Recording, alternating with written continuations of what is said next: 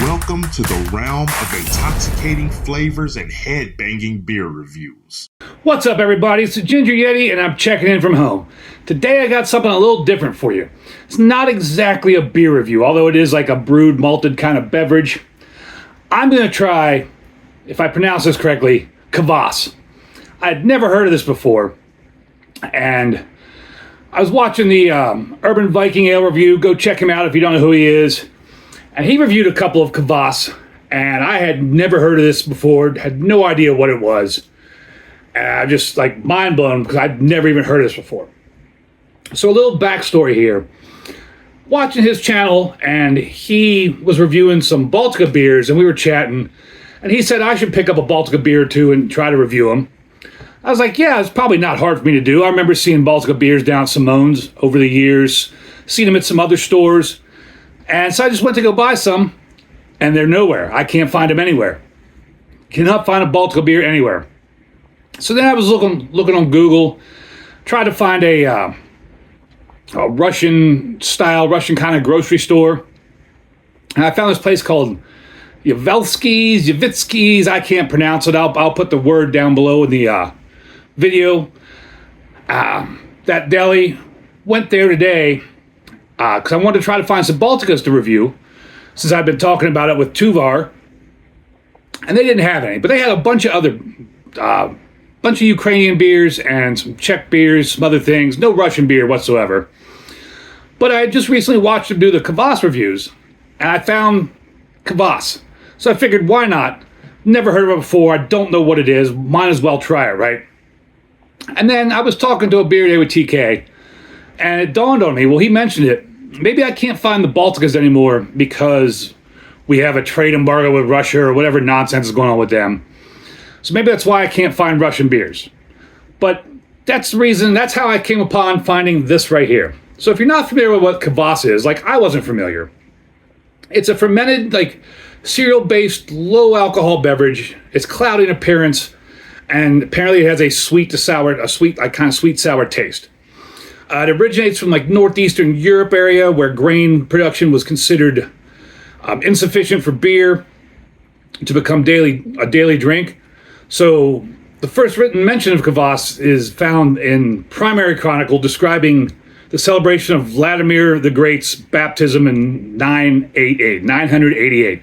Crazy. So this drink's been around a really long time, and I'm just now hearing about it. So in the traditional method, Kvass is made from mash obtained from rye bread or rye flour and malt soaked in hot water. It's fermented for about 12 hours with the help of sugar and bread yeast or baker's yeast at room temperature. In the industrial methods, Kvass is produced from wort concentrate combined with various grain mixtures, and it's known in a lot of places, including like Belarus, Estonia, Latvia, Lithuania, Moldova, Georgia, Poland, Russia, Ukraine. There's also some similar beverages in some parts of China, Finland, Kazakhstan, and Uzbekistan. So in that region of the world, I guess this is a pretty popular drink, but this is something completely unfamiliar and new to me. Now, from what I could find, it's got a very unique flavor profile. It's often described as earthy and yeasty with a sweet sour taste, as I said. Supposedly it's similar to kombucha, but slightly less tangy and more fermented, with like a fizziness that can be compared to naturally fermented beverages. It's typically made from rye bread, which gives it a richer, more robust flavor and a darker color. So I have two different versions here. I've got the White Kvass, and I've got the Dark Kvass. I'm going to try them both. And there is a ton of writing on the back of both cans. I don't know if there's any English on them, but I'll get to that in a minute. So the difference between the two is that the White Kvass is made from lighter bread, such as white bread, resulting in like a lighter, milder color, whereas like the Dark Kvass is typically made from dark rye breads, giving it a richer, more robust flavor and a darker color. So like I said, I got these two here. I'm going to do them both in the same video so I can compare the two. And I'm just unprepared. Where's my flashlight? There it is. See if I can find some English writing on the back of these cans. I should have looked before I started the video, but I just fly by the seat of my pants sometimes. There's nutrition information for this big 500 ml can. It's 140 calories. And I'm not seeing English so far. There's a lot of different languages on here. Contains wheat. Ingredients: water, glucose, fructose syrup, light barley malt, wheat malt, barley, yeast, Asahi extract. I didn't expect that. Acidity regulator, citric acid. And I'm going to do the white first. And let's see if there's any other English on the can here. Just skimming over it real quick. I don't really see any English on here. I mean, maybe there is, and I'm just missing it. But that's not really important, I guess. So this is, like I said, I'm going to do the White Kvass first. These things are on tap since they're malt beverages. These are both non-alcoholic. And the White Kvass, Untapped and Beer Advocate also calls it the Kvass Taras Biliy. These are both from Carlsberg, Ukraine, according to Untapped. Beer Advocate says that they are from, I'm going to butcher this horribly, Slavachach, I don't know, Slavutych brewery out of Kiev, Ukraine. So, like I said, it's a barley malt and wheat malt, and I have no idea what to expect from this. It's something just completely out of my wheelhouse, brand new to me.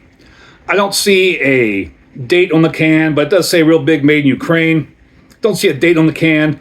Who knows how long these have been sitting where I bought them from. However, they were in a cooler. I bought these out of a cooler. So we'll go with this white one first, since it's supposed to be lighter. Surprisingly, they are on Untapped. So this one gets a 2.85 with about 1,000 check-ins. Beer Advocate gives it an 80 good. There's only 4 check-ins. And I can see why they call it white, because that is definitely a whitish color. Would not be on any SRM chart. Get a nose on it. Just smells like slightly malty. Just a slight light maltiness. Maybe a very, very subtle, almost imperceptible sourness to it. Again, that's just like a whitish, nice white frothy head on the top. And I don't know what to expect from this. If you made it this far, thank you for watching. See what this tastes like. See if I even like it. I mean, this is something completely off the chart for me. Cheers, everybody.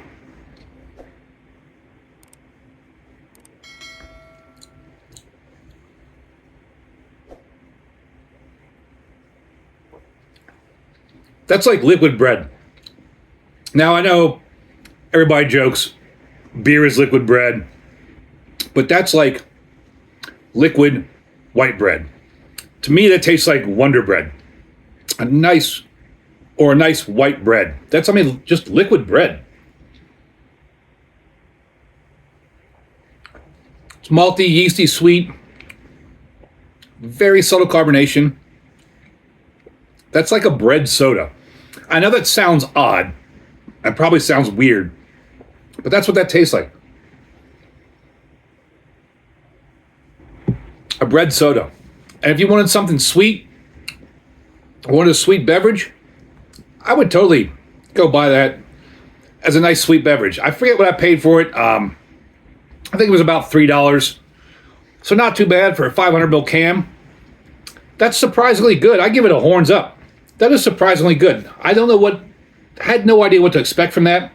And that is just liquid white bread. Pretty crazy. So now let's get on to the dark beer. The dark, not beer, Dark Kvass. And it's rye and barley malt. Like I said, this one here was barley malt and wheat malt.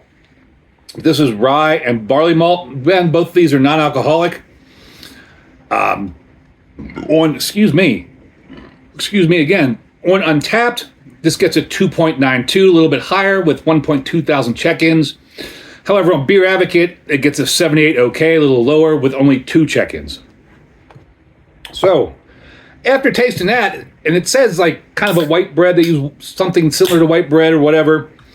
So I'm not surprised that it tastes like white bread. Now I wonder if this is going to taste like a nice dark bread or a nice dark rye bread, like a rye bread soda.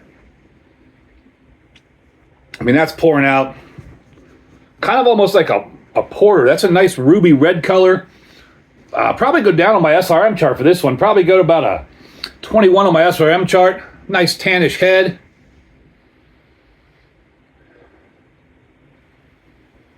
That definitely has some rye on the nose.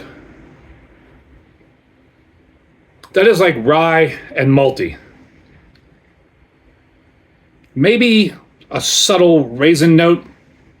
I should say, again, I have no idea how old these are. There's no dates on the cans. Don't know what they went through in shipping. But the store I went to had them in the cooler, which is a plus. Let's find out what this one tastes like. Cheers, everybody.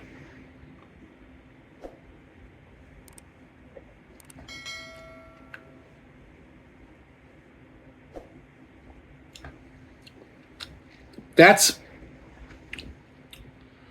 almost like liquid raisins. There's a little bit of rye, a little bit of maltiness. It's very, very sweet. And it tastes like raisins to me, like liquid raisins. And I'm not the biggest fan of raisins. So, not that it's bad. It doesn't taste bad at all. It just tastes like a little bit of rye, big raisiny flavor. And again, I don't know how old this is, what it went through. I don't know if that's the flavor this is supposed to have. To me personally, not a big fan of that. However, trying to judge it without any bias to it, because I don't, like I said, I don't like raisins. But if that's what it's supposed to taste like, and I have no idea, it is good. I would also give this a horns up, but I prefer this one. I think this one is much tastier for my palate. And if this flavor is correct, if you like raisins, you would love this. If you like white bread, Wonder Bread, those kind of things, light white bread, this one right here is right up your alley. Really interesting to try something like this. And it's the beauty of YouTube, the beauty of BrewTube. You start watching people from other parts of the world, and they start trying things that you've never even heard of. And it makes you go out and seek out things that you've never tried, never heard of. Get you way out of your wheelhouse. It's an adventure doing this. These aren't very adventurous though. I mean, it's something out of my wheelhouse, something I've never tried before, didn't even hear of until I was watching the Urban Viking Ale Reviews videos. Again, if you've never heard of him, go check him out. Awesome dude, does great reviews, gets a lot of crazy beers. Just an excellent, awesome guy. Go check him out. If you see these somewhere, you might have to go to like a Euro store. If you're in the US, you might have to go to like a Euro store, an ethnic store, something like that. And if you see these on the shelf, pick them up. It's worth the $3 to try something. They're both non-alcoholic. So even if you don't like beer or alcohol, you can try these things. They're very interesting, something totally different. Again, totally out of my wheelhouse or realm of knowledge until watching Tuvar's video. I'm super glad that he did some of this stuff so I could be exposed to it and go find it. And now I can try these. If you've all stuck around this long, thank you very much. I really appreciate it. It's an adventure finding these and trying these. And as always, embrace the adventure.